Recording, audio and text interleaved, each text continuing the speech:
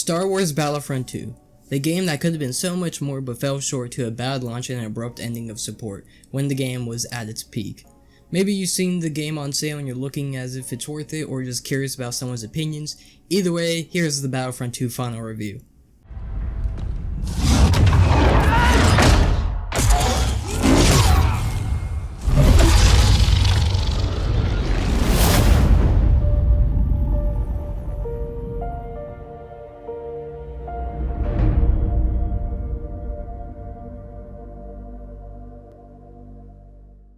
Now this review is mainly going to focus on 2019 to 2020 Battlefront 2, as I think we all know the launch of this game wasn't ideal with the loot boxes and everything.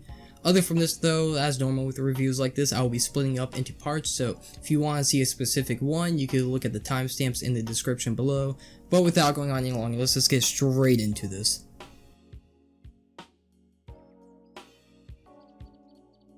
The gameplay in this game is amazing for the type of game this is. Movement mechanics feels good when playing as characters and even when flying ships, which is surprising as I always felt like I sucked when flying, but this game makes it very smooth and very fun to do.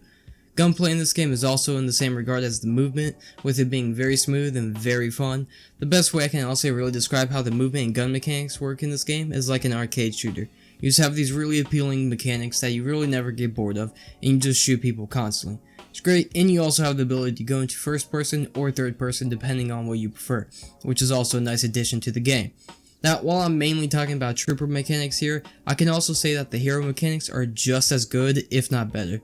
If you play as a gun hero like Solo or Boba Fett, it feels just as good as troopers, just a little bit more powerful as you're obviously a hero.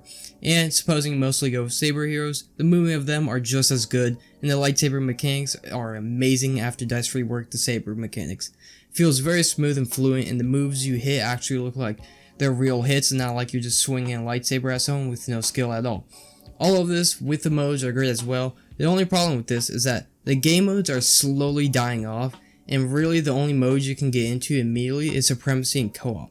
Now, I really only play Co-op as I find it the most fun and you could just have the most relaxed experience with it, but I could also say Supremacy is just as good. Other from this though, all the other modes are not exactly dead, but pretty much dead.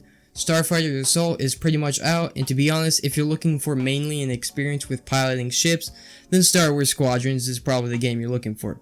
But despite only two modes really being the most viable options, the gameplay is still great, and there are still so many places you can go, which brings me to my next topic. The maps in this game are good, but limited. You have maps from every three era, from the prequels to the OG trilogy and the sequels, but to be completely honest, the sequel maps are some of the worst in the game, but the other maps are pretty good.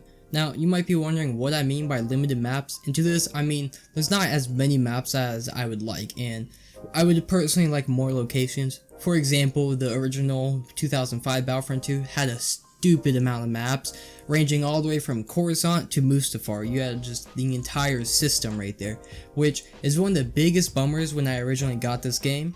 But again, these maps aren't bad by any means, I just wish there was more and more diversity with them.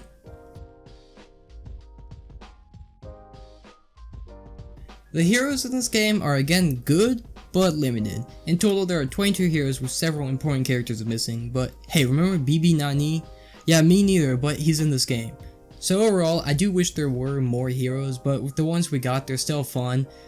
However, one gripe with the lack of heroes here are that the good ones and more desirable ones go first all the time. So for example, you're playing co-op for the Republic, right? The first two heroes that are always going to go first no matter what is Obi-Wan and Anakin, because who wants to play as Yoda or Chewbacca? When they had more, you can have Mace Windu, you can have Padme, you can just have all these other characters, but you're just limited to 4. In all, the heroes though, while fun and refreshing as you can play different ones each time and have a completely different experience, I do wish, like the maps, there were more of them and more diversity with the heroes.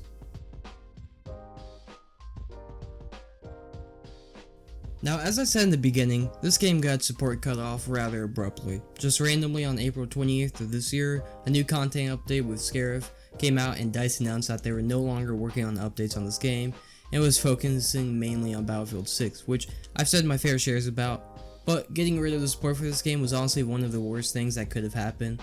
While I know it would have come sooner or later, the time that this one did hit was just awful and just not good for EA. Star Wars content was dry. The only thing we really had coming was eventually Star Wars Squadrons, which is now out, as we all know, Lego Star Wars, which is not out, and a rumored Fallen Order sequel, so it wasn't looking too great for the ending of Battlefront 2, as it was the most popular Star Wars game at the time. And this all happened when Battlefront was at its most popular, as I just said, with the highest player count, and there were still big problems with the game that needed to be addressed, including how overpowered Vader was and the General Grievous crawl power, where you could just like spam the crawl and just kill everyone instantly. Now, thankfully, every now and then I see small updates to this game to patch out small things, but overall, this game was left off in the greatest rough state that it could be. And one thing that really annoys me is that if you bought the Celebration Edition, well, yes, you got a stupid amount of skins for people. EA also advertised that every skin coming out in the future would be free for all Celebration holders. And you want to take a wild guess on how many skins came out after the Celebration Edition? Yeah, it was 0. There was 0 skins that came out for the Celebration holders besides the ones that were already in the game. The only skins that came out afterwards were the free skins for everyone and the Darth Maul and Raid Challenge skins, which the Raid one was to do a small puzzle and the Darth Maul one was to get 5,000 kills as Darth Maul, which thankfully eventually they changed to any dark side hero, as we all know is a desperate way to keep players on the game for a while, and vice versa with the light side heroes, as you could get Luke Farm Boy skin, which is just his New Hope skin, and Leia's Princess skin, which again is their New Hope skin, which if you played the game for the littlest amount of time before, you would have already had that skin, as they were stupid easy to get. In the end though, the game was left off in a rough state, but is still very playable to this day, and the only problem you'll really come across is some bugs and some dwindling player numbers, which I only have numbers for people on Steam, but it really depends on what you're on, as PS4 and Xbox have very different amount of players, but for PC you're going to have the least amount of people playing. But you do get 2 things in returns that console players don't get from my PC players. One is mods. The modding community is one of the most vibrant communities still going that I see all the time, and if you just put in some simple research, you can literally play as anyone you want with mods, anywhere from Darth Raven to Lego characters. You can literally do anything with mods. It's actually insane. And number 2, on the other hand, is the game price. My PC players can get this game for the amount of a large coffee from Starbucks. Now, you can either buy this game on Steam if you want in your Steam library, or through Origin, and I'm also fairly sure that if you already own it on Origin, you can't get the game on Steam without buying it again, but I could be wrong. Anyway, if you're looking for a cheap price though, over on Amazon for my PC players, you could get the normal game for $10, while console players have to pay $20, so already you're saving money. Or if you want the Celebration Edition, you use $20 on Amazon for PC players, while everyone else pays $30. And remember, this is only on Amazon, so if you buy it through Origin, it's still full price, or if you have EA Play, you can get it for free, which is also cool.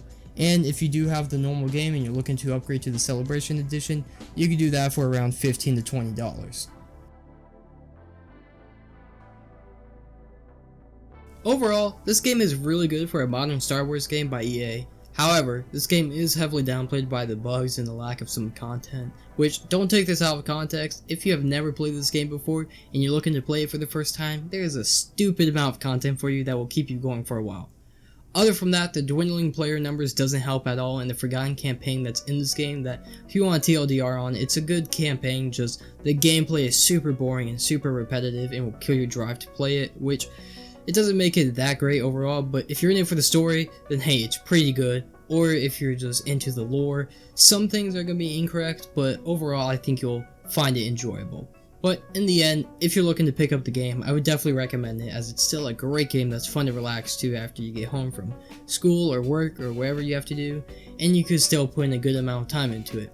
Also, the game is very well optimized. It's insane, almost no stutters in the game, no FPS lags, it's just smooth and all around good, which is another positive to this game. If I were to give this game a rating, however, I would have to say an 8 out of 10, just with the lack of support and player count really hitting it hard. Other from this though, I hope you enjoyed the video. Make sure you leave a like and subscribe for more. You can always unsubscribe later, it's free, but until then, see ya.